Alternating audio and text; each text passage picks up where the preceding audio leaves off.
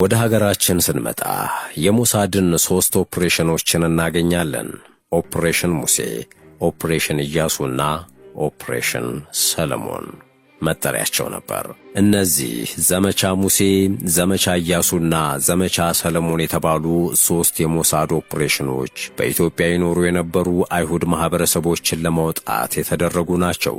አይሁዳውያኑ ይኖሩበት የነበረው የሰሜን ኢትዮጵያ ክፍል በህወሓትና በደርግ መንግስት መካከል ከፍተኛ ጦርነት ይደረግበት ነበር። እናም እስራኤል ዜጎቼ ናቸው ያለቻቸውን ሰዎች ለማውጣት በ1982 በሱዳን የቀይ ባህር ጠረፍ ላይ ሬድ ሲ ዳይቪንግ የሚል ሪዞርት አስገነባች።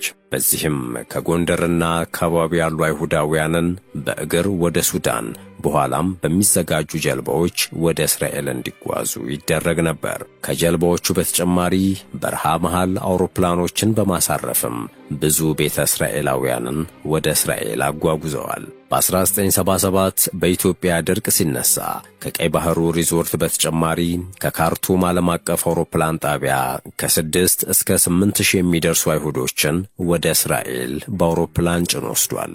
ይህ በሱዳን በኩል የሚደረግ እንቅስቃሴ ግን አረባዊቷን ሱዳንን ከእስራኤል ጠላት አረቦች ጋር ስላቀያየመ እንዲቆም ወሰነች።